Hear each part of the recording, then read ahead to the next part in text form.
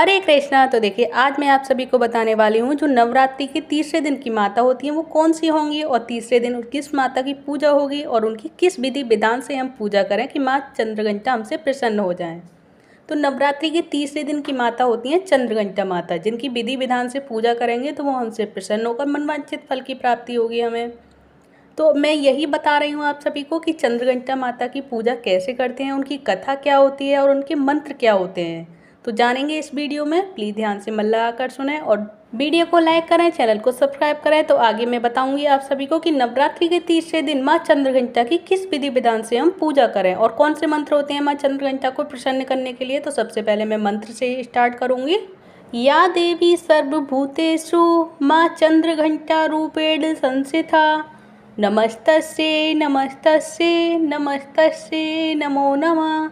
तो ये है माँ चंद्रघंटा का मंत्र की हमें इस मंत्र के द्वारा हमें पूजा अर्चना करनी है माँ चंद्रघंटा की, क्योंकि नवरात्रि का तीसरा दिन माँ चंद्रघंटा को समर्पित है। तो जानेंगे माँ चंद्रघंटा के बारे में कि माँ चंद्रघंटा कौन थी और कैसे उनका पृथ्वी पर अवतरण हुआ था और इनकी कथा क्या है। क्योंकि अगर हम व्रत रहते हैं नवरात्रि व्रत और अगर व्रत की कथा नहीं सुने तो पूर्ण नहीं माना जाता ये व्रत, चाहे कोई सा भी व्रत हो। जब तक हम व्रत की कथा नहीं सुनते तो व्रत पूर्ण नहीं माना जाता। लेकिन ये नवरात्रि है, नवरात्रि में सबके घर में माता रानी आई हैं, पधारी हैं। तो मैं आप सभी से कहूँगी कि ये व्रत रखने से ही ज़रूरी नहीं है कि व्रत रखें वही सुन सकते हैं इस कथा को, अदरवाइज़ नहीं। तो मैं सभी के लिए कहूँगी कि ये कथा सुनने मात्र से आप सभी के सारे पापों की निवारण होगा। जो आपने पाप किए हैं उनसे आपको मुक्ति प्रदान होगी, क्योंकि ये है माता रानी की कथा। तो माता रानी सभी की हैं और सभी को माता रानी का व्रत करना चाहिए। और अगर व्रत नहीं रह सकते हो तो कथा तो अवश्य सुने। तो चैत्र माह का जो तीसरा दिन है, इस दिन माँ के तीसरे रूप यानी चंद्रघंटा की पूजा अर्चना की जाती है। और देवी दुर्गा के इस स्वरूप की सवारी सिंह है। और माँ चंद्रघंटा के स्वरूप की बात करें तो उनके मस्तक पर घंटे के आकार का अर्धचंद्र होता है। और शास्त्रों के अनुसार माँ चंद्रघंटा के 10 हाथ होते हैं और उनके शरीर सोने की तरह चमकता है। और आपको बता दें कि माँ चंद्रघंटा का अवतार राक्षसों के संहार के लिए हुआ था। वहीं माँ के तीसरे स्वरूप में ब्रह्मा, विष्णु और महेश तीनों देवों की शक्तियाँ सम्मिलित हैं। जब भी माँ दुर्गा को और माता रानी की चंद्रघंटा रूप में पूजा होती है, उनको चंद्रघंटा माता को ब्रह्मा, विष्णु, महेश तीनों के आशीर्वाद प्राप्त हैं और तीनों ने मिलकर ही इनको बनाया है। तो माँ चंद्रघंटा जो अपने हाथ में तलवार, त्रिशूल, धनुष व गदा धारण करती हैं। और माँ दुर्गा का जो तीसरा स्वरूप शांतिदायक और कल्याणकारी माना जाता है। ऐसे में इनकी पूजा विधि, मंत्र, स्तोत्र और आरती क्या है और इनको हमें सभी को पढ़ना चाहिए और बोलना चाहिए। मंत्र भी बोलने चाहिए, स्तोत्र भी बोलना चाहिए हमें, और सबसे लास्ट में हमें आरती करनी चाहिए माता रानी की। और मैं आप सभी को बताऊंगी कि चंद्रघंटा की पूजा विधि क्या है, कि हम चंद्रघंटा की नवरात्रि की तीसरी माता की हम पूजा किस तरह से करें। तो सर्वप्रथम सुबह उठकर स्नान करें और फिर मंदिर की साफ सफाई करें। इसके बाद देवी चंद्रघंटा को गंगा जल से स्नान कराएं और स्नान कराने के बाद फिर माँ को अक्षत, लाल चुंदरी और चंदन और लाल पीले फूल चढ़ाएं। इसके बाद दुर्गा सप्तशती का पाठ करें, साथ ही दुर्गा चालीसा भी पढ़ें। इसके बाद आप अंत में दुर्गा आरती करके पेड़े का भोग लगाएं। तो देखिए आप सभी ने माता रानी की पूजा विधि जान ही ली है कि नवरात्रि माता के तीसरे दिन माता रानी चंद्रघंटा की पूजा हम किस प्रकार करें। तो अब मैं आप सभी को बताऊंगी कि माता रानी यानी चंद्रघंटा की कथा कौन सी होती है, कहानी कौन सी होती है जिसको सुनने मात्र से हमारे सभी पापों का नाश होता है। तो उनकी कथा भी हमें अवश्य सुननी चाहिए। तो जो इस दिन विशेष रूप से माँ चंद्रघंटा की पूजा की जाती है, तो माना जाता है कि जो व्यक्ति माँ चंद्रघंटा की पूरी श्रद्धा और भक्ति से जो आराधना करते हैं वह पराक्रमी और निर्भय हो जाता है। तो आइए विस्तार से जानते हैं माँ चंद्रघंटा की कथा और उनकी मनपसंद भोग के बारे में कि माता रानी को भोग क्या पसंद है। तो देखते हैं कि माता रानी के तीसरे दिन जो माँ चंद्रघंटा को समर्पित माना जाता है, इनके माथे पर अर्धचंद्र सुशोभित है, इसीलिए इन्हें चंद्रघंटा कहा गया है। साथ ही माँ चंद्रघंटा की पूजा अर्चना करने पर हर तरह के भय से मुक्ति मिलती है। साथ ही यह भी मान्यता है कि माँ चंद्रघंटा की कथा का पाठ करने से शरीर के रोग और कष्ट भी दूर हो जाते हैं। तो चलिए मैं सुनाना शुरू करती हूँ माँ चंद्रघंटा की कथा। कमेंट बॉक्स में जय माता दी अवश्य लिखें। तो चलिए सुनिए माँ चंद्रघंटा की कथा। तो और कथाओं के अनुसार माँ दुर्गा का पहला रूप माँ शैलपुत्री है और दूसरा माँ ब्रह्मचारिणी स्वरूप, जो भगवान शंकर को प्राप्त करने के लिए माना जाता है। जब माँ ब्रह्मचारिणी भगवान शंकर को पति रूप में प्राप्त कर लेती हैं, तब वह आदि शक्ति के रूप में प्रकट होती हैं और माँ चंद्रघंटा बन जाती हैं। माँ दुर्गा ने माँ चंद्रघंटा का अवतार तब लिया था जब संसार में दैत्यों का आतंक बढ़ने लगा था और साथ ही उस समय महिषासुर का भयंकर युद्ध देवताओं से चल रहा था। महिषासुर देवराज इंद्र का सिंहासन प्राप्त करना चाहता था और वह स्वर्ग लोक पर राज करने की इच्छा पूरी करने के लिए यह युद्ध कर रहा था। तो ऐसे में ही माँ चंद्रघंटा की उत्पत्ति हुई। तो जानते हैं किस तरह से उत्पत्ति हुई माता रानी की भी। तो जब देवताओं को महिषासुर इच्छा का पता चला तो वे परेशान हो गए और भगवान ब्रह्मा, विष्णु और महेश के सामने पहुँचे और ब्रह्मा, विष्णु और महेश ने देवताओं की बात सुनकर क्रोध प्रकट किया और क्रोध आने पर उन तीनों के मुख से जो ऊर्जा निकली, उस ऊर्जा से एक देवी अवतरित हुई। उस देवी को भगवान शंकर ने अपना त्रिशूल दिया और भगवान विष्णु ने अपना चक्र दिया और इंद्र ने अपना घंटा, सूर्य ने अपना तेज और तलवार और सिंह प्रदान किया। इसके बाद माँ चंद्रघंटा की उत्पत्ति हुई और माँ चंद्रघंटा ने महिषासुर का वध कर देवताओं की रक्षा की।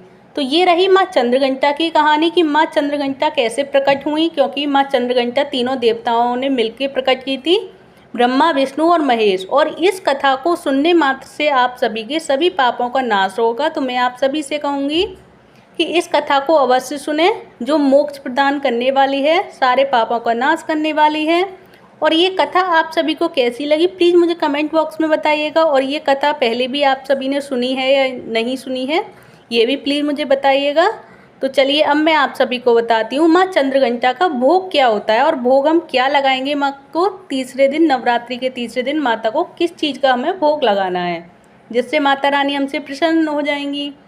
तो नवरात्रि में माँ दुर्गा के 9 रूपों को अलग अलग तरह से भोग चढ़ाए जाते हैं और माना जाता है कि माँ चंद्रघंटा को खीर बहुत पसंद है, इसीलिए माँ को केसर या साबूदाने की खीर का भोग लगा सकते हैं।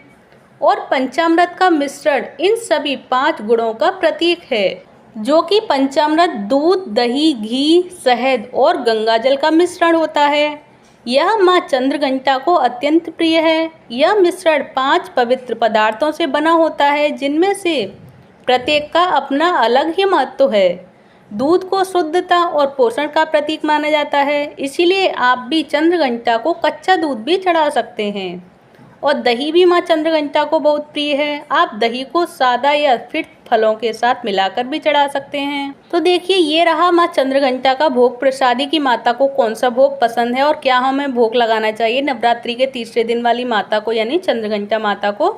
तो अब मैं आप सभी को बताऊंगी कि नवरात्रि के तीसरे दिन इस तरह से हम माँ चंद्रघंटा को प्रसन्न भी कर सकते हैं इनके मनपसंद भोग लगा के।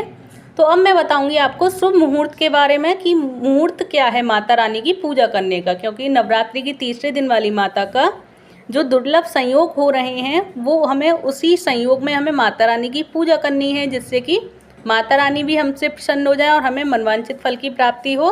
तो जानेंगे शुभ मुहूर्त के बारे में। नवरात्रि के तीसरे दिन माता रानी के शुभ मुहूर्त कौन सा रहेगा, तो चलिए जानते हैं आप चंद्रघंटा माता की पूजा का मुहूर्त। तो पंचांग के अनुसार माँ चंद्रघंटा की पूजा के लिए शुभ मुहूर्त की शुरुआत होगी 10:48 से लेकर दोपहर 12:08 तक, और जिसमें हमें माता रानी की पूजा के लिए सुबह जल्दी उठ के स्नान करना चाहिए और साफ सुथरे कपड़े पहनने चाहिए। फिर माँ चंद्रघंटा का ध्यान और स्मरण करें और माता चंद्रघंटा की मूर्ति को लाल या पीले कपड़े पे रखें और उनको पहनाएं और माँ को कुमकुम और अक्षत लगाएं। विधि पूर्वक माँ की पूजा करें।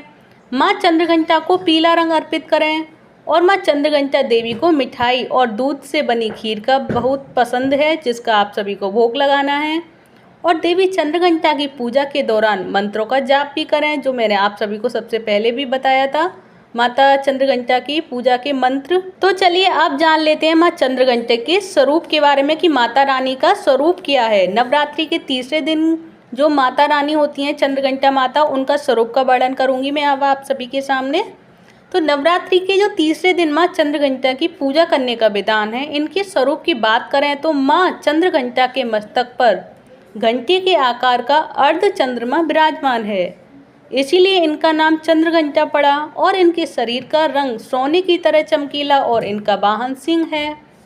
इस देवी के 10 हाथ माने गए हैं और इनके हाथों में कमल, धनुष, बाण, खड्ग, कमंडल, तलवार, त्रिशूल और गदा आदि जैसे अस्त्र और शस्त्रों से सुसज्जित हैं। माँ चंद्रघंटा के गले में सफ़ेद फूलों की माला और शीर्ष पर रत्न जड़ित मुकुट विराजमान है। और माता चंद्रघंटा युद्ध की मुद्रा में विराजमान रहती हैं और तंत्र साधना में मणिपुर चक्र को नियंत्रित करती हैं। तो ये रहा माँ चंद्रघंटा का स्वरूप।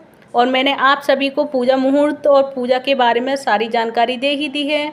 और ये भी मैं बता देती हूँ आप सभी को कि माता रानी की कथा और माता रानी का स्वरूप, पूजा मुहूर्त, इन सब का ध्यान रखें, टाइम का ध्यान रखें और कथा का अवश्य ध्यान रखें कि हमें कथा अवश्य सुननी है माँ चंद्रघंटा की अपने व्रत को पूर्ण करने के लिए। और ये सारी जानकारी आप सभी को कैसी लगी प्लीज़ मुझे कमेंट बॉक्स में बताइएगा। अगर अच्छी लगी हो सारी जानकारी तो प्लीज़ वीडियो को एक लाइक कर दें, चैनल को सब्सक्राइब करें। हरे कृष्णा, हरि बोल, जय माता दी।